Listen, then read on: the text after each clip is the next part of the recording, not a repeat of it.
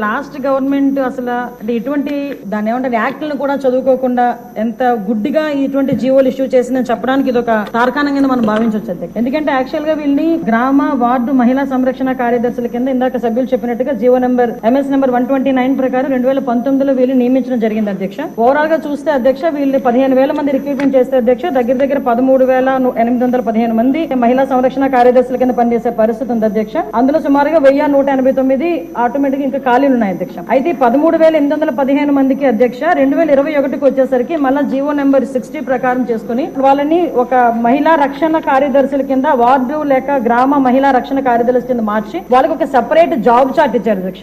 Job chart లో కూడా అధ్యక్ష చూస్తే పోలీస్ డిపార్ట్మెంట్ ఇందాక కోన రవికుమార్ గారి సభ్యులు చెప్పినట్టుగా ఒక చీఫ్ సెక్రటరీకి ఎన్ని బాధ్యతలు ఉంటాయి అన్ని బాధ్యతలు కూడా ఒక గ్రామ మహిళా సంరక్షణ కార్యదర్శికి అప్పచెప్పడం అనేది చూస్తేనే అధ్యక్ష లాస్ట్ గవర్నమెంట్ తాలూకు అవివేకం అనేది చాలా క్లియర్ గా అర్థమవుతుంది అధ్యక్ష. ఎందుకంటే అధ్యక్ష ఈ రోజు మనం ఇక్కడ చూసుకుంటే అధ్యక్ష పోలీస్ డిపార్ట్మెంట్ లో ఒక ఉద్యోగం సాధించాలంటే వాళ్ళు శారీరక దారుఢ్య పరీక్షలు వాళ్ళు నెగ్గాలి, రిటర్న్ టెస్ట్ వాళ్ళ ఎగ్జామ్ పాస్ అవ్వాలి, 9 months ట్రైనింగ్ కఠోరమైన ట్రైనింగ్ ఉంటుంది అధ్యక్ష.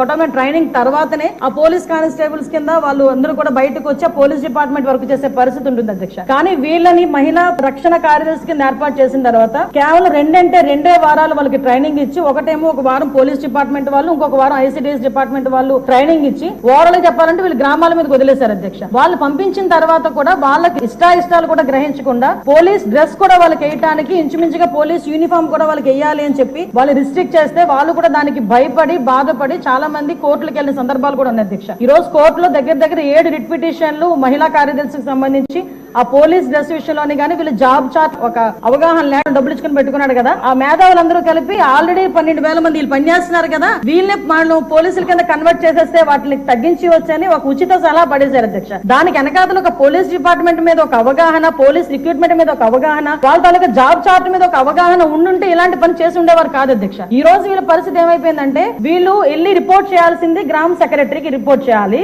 వీళ్ళ అడ్మినిస్ట్రేటివ్ పవర్స్ ఎక్కడ ఉంటాయంటే పోలీస్ డిపార్ట్మెంట్ దగ్గర ఉంటాయి. వీళ్ళకి జీతం ఇచ్చేదేమో MPDO, లీవ్ ఇచ్చేదేమో MPDO, మళ్ళా తిరిగి ఒకవేళ ట్రాన్స్ఫర్ అవ్వాలంటే డిపార్ట్మెంట్ కలెక్టర్ దగ్గరికి వెళ్ళాలి అధ్యక్ష. అంటే వీళ్ళకి సంబంధించి ఒక అథారిటేటివ్ ఆఫీసర్ ఒకరు కూడా లేక ఇన్ని డిపార్ట్మెంట్స్ తో పోనీ పైకి వచ్చిన తర్వాత పని చేద్దామంటే వీళ్ళు తాలూకా అంటే పైచి అంత పెరిగిపోయిందంటే లాస్ట్ గవర్నమెంట్ కి వీళ్ళ చేతే తక్కువ జీతాలు ఇచ్చి ఎక్కువ పని చేయించుకుందామని క్రైమ్ ఆఫ్ ఎఫెన్స్ దగ్గర కూడా కాపాడడానికి కూడా వీళ్ళు తీసుకెళ్లాలంట. నాన్ బెయిలబుల్ వారెంట్లకు సంబంధించి వీళ్ళు సపోర్ట్ చేయాలంట. అక్కడికి వెళ్లి మహిళా సంరక్షణ కార్యదర్శుల కింద మహిళా రక్షణ కార్యదర్శుల కింద అక్కడ ఉన్న అవగాహన కల్పించడం లేకపోతే ICDS సంబంధించి ఏదైనా మిడ్ డే మీల్స్ చూడడం అంతవరకు ఓకే. ఆఖరికి పోలీస్ డిపార్ట్మెంట్ కి వాళ్ళ ఇన్వెస్టిగేషన్ లోని కూడా వీళ్ళు హెల్ప్ తీసుకుని చేసుకునే పరిస్థితి కనిపించింది. లాస్ట్ గవర్నమెంట్ లో చాలా మంది మాతోనే మొరపెట్టుకున్నారు అధ్యక్ష. మేము ప్రతిపక్షంలో ఉండేటప్పుడు పోరాటాలు చేసేటప్పుడు మమ్మల్ని ఆపడానికి ఈ మహిళా కానిస్టేబుల్ తో పాటు మహిళా పోలీసులు కూడా పంపించేవారు. మేము అడిగే వాళ్ళు మీరెవరమ్మా మహిళా పోలీసా మహిళా కానిస్టేబుల్ అంటే మహిళా పోలీస్ అండి అని. ఇందులో విషయం ఏంటంటే అధ్యక్ష చాలా మంది ఏస్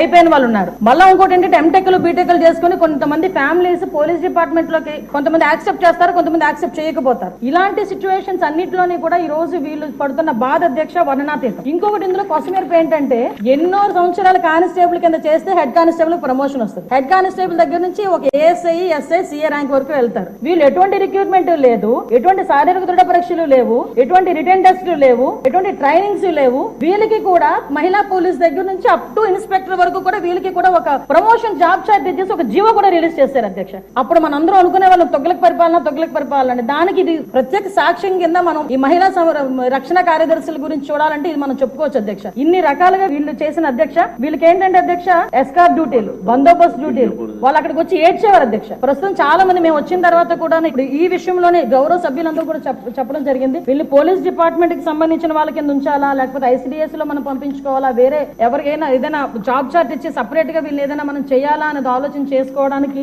ఒక సుదీర్ఘమైన చర్చ జరగాలి అధ్యక్ష. మేము చర్చిస్తాం అధ్యక్ష. నా అప్పీల్ ఏంటంటే ఇక్కడ గౌరవ సభ్యులందరూ ఉన్నారు, గౌరవ సభ్యులందరూ కూడా ఈ విషయంలోనే మనందరికీ కూడా అవగాహన ఉంది. ఈ గౌరవ సభ్యులందరూ కూడా ఈ విషయంలో ఈ మహిళా కార్యదర్శుల విషయంలో మనం ఏం చేస్తే వాళ్ళ సేవలు వినియోగించుకునేటట్టుగా ఉంటుందో గౌరవ సభ్యులు ఎవరైనా లిఖిత పూర్వకంగా మాకు సూచనలు సలహాలు ఇచ్చినా దాన్ని బేస్ చేసుకుని అదే విధంగా మనం డిపార్ట్మెంట్ వాళ్ళతో కూడా చర్చించి దీని మీద నిర్ణయం తీసుకుని యాజ్ ఎర్లీ యాజ్ పాసిబుల్ మహిళా సంరక్షణ కార్యదర్శులకి ఒక జాబ్ చార్ట్ ఇస్తామని చెప్పి మీ ద్వారా సభకు తెలియజేసుకుంటున్నాను అధ్యక్ష.